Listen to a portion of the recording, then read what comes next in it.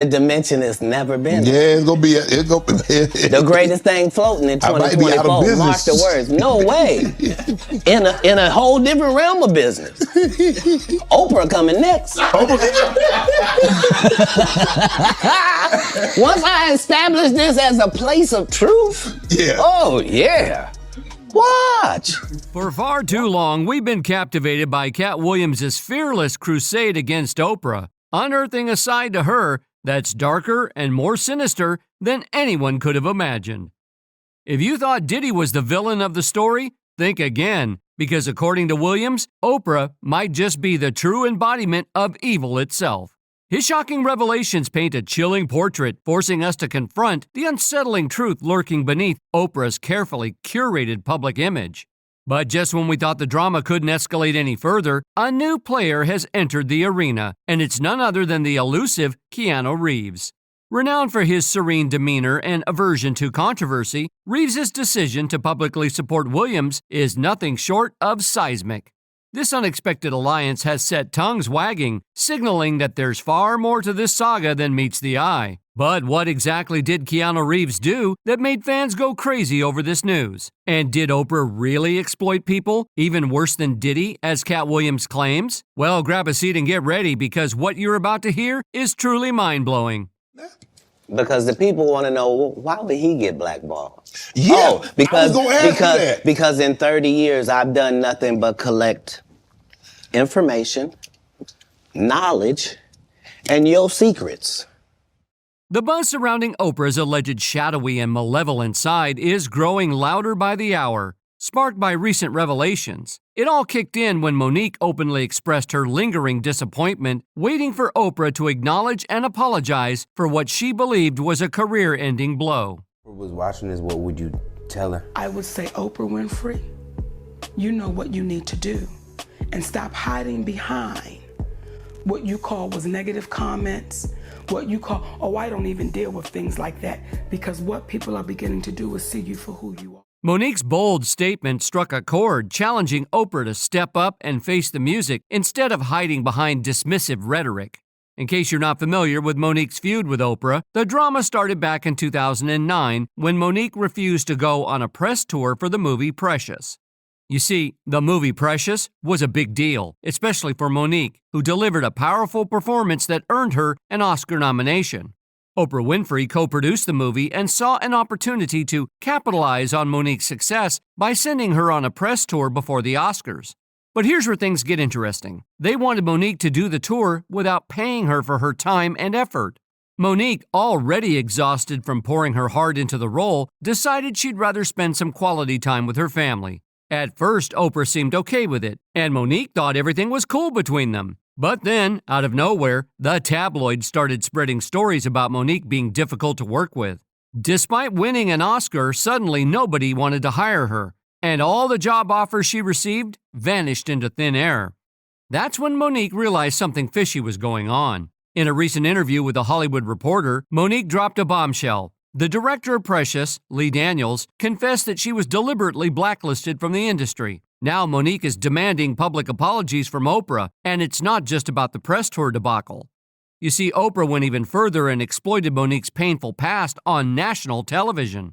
In fact, what happened with the press tour seems like child's play compared to the shocking revelation of how Oprah exploited Monique's traumatic experiences from ages 7 to 11.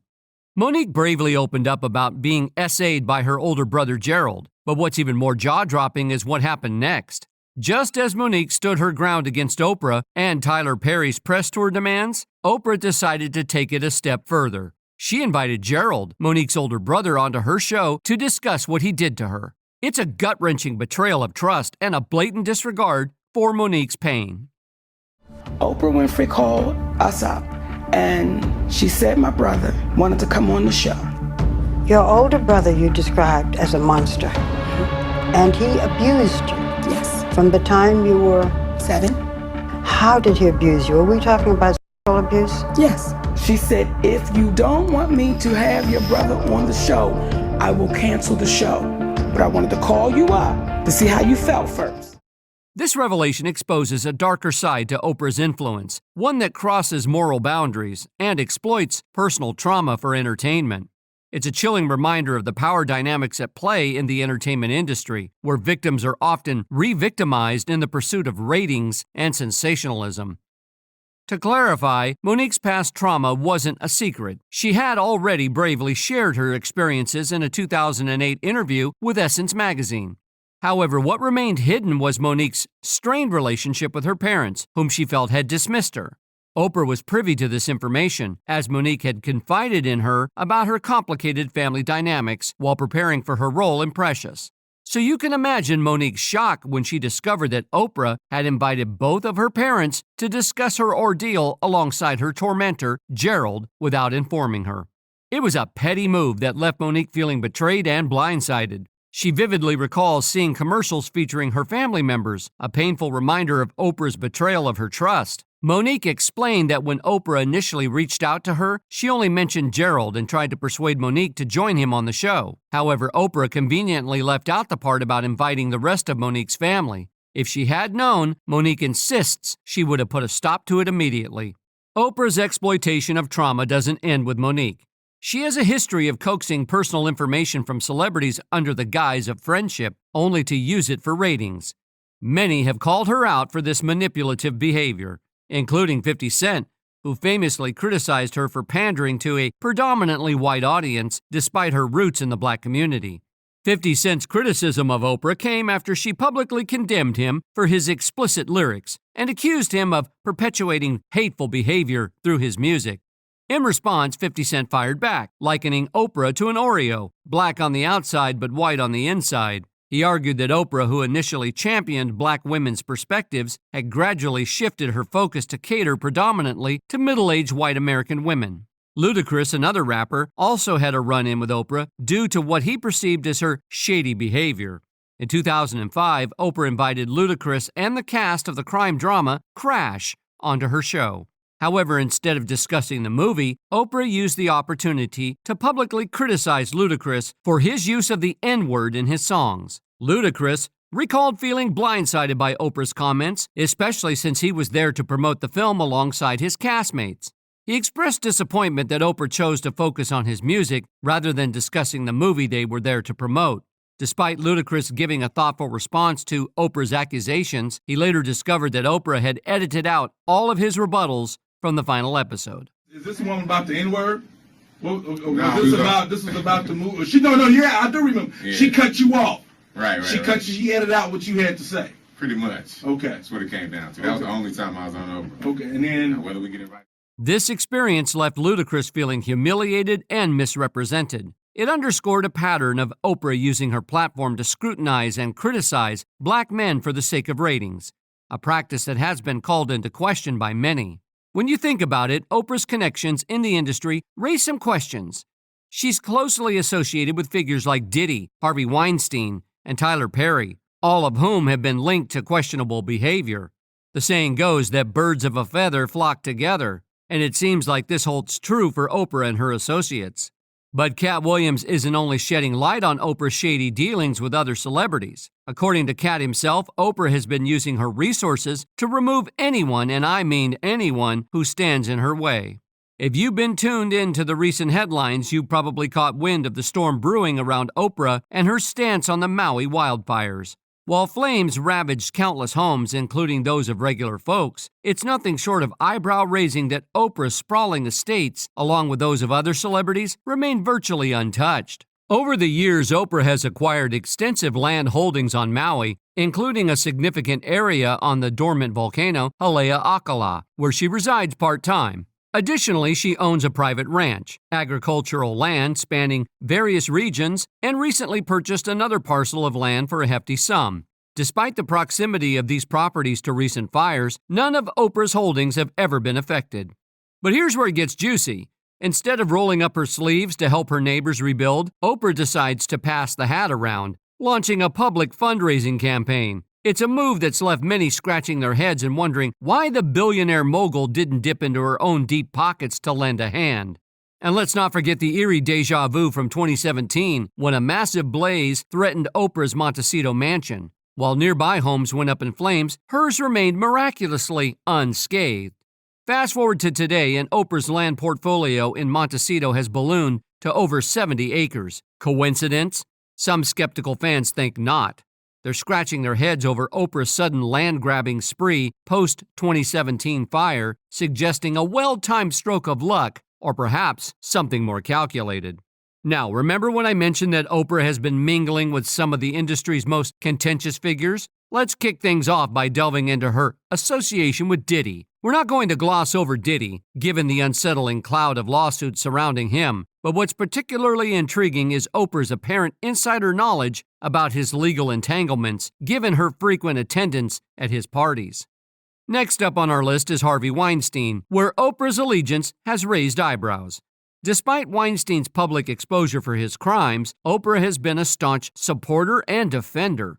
When Harvey Weinstein was exposed for mistreating hundreds of women, similar to how Diddy mistreats his victims, Oprah was there to protect him. Harvey even used his friendship with Oprah to trap victims, but Oprah didn't stop it. She sat on the sidelines and maybe even provided Harvey with additional victims. This is a sick situation and a twisted friendship. For those who didn't know, Oprah Winfrey and Harvey Weinstein have a professional relationship spanning 2 decades. They've been seen hugging and kissing at various events, and Oprah has starred in and produced movies distributed by Weinstein's company. Their close ties have led to intense scrutiny, especially by right-wing media, which have resurfaced photos of Oprah and Weinstein that she likely wishes would stay hidden. Critics argue there's no way she was unaware of his actions given their long association. One aspiring actress claimed that Weinstein used his relationship with Oprah to gain her trust before assaulting her in a hotel room. Weinstein's association with Oprah made him seem trustworthy, allowing him to manipulate and harm many women. One woman mentioned being impressed by Weinstein because Oprah was always by his side, making her believe that he had something great in store for her. Instead, he used Oprah's name to lure women into vulnerable situations. Oprah responded to the allegations against Weinstein by trying to highlight the broader issues of systemic mistreatment in various industries. She stated that focusing solely on Weinstein would miss the larger problem, a stance that has faced criticism. The word abuse, when you say sexual abuse, because as you just saw in Leaving Neverland, that as young boys, these 2 men did not feel abuse until much later on. Further controversy arose when Weinstein claimed Oprah had called him to offer support after the allegations went public. Oprah's team denied any direct conversation, saying she was only interested in a journalistic interview for 60 Minutes. Despite her denials, Weinstein repeatedly mentioned Oprah's supposed support. Eventually, Oprah condemned Weinstein's action, calling them hideous, and criticizing the enablers who allowed his behavior. She wrote on Facebook about processing the magnitude of Weinstein's misconduct and emphasized the need to address systemic enabling to prevent future mistreatment.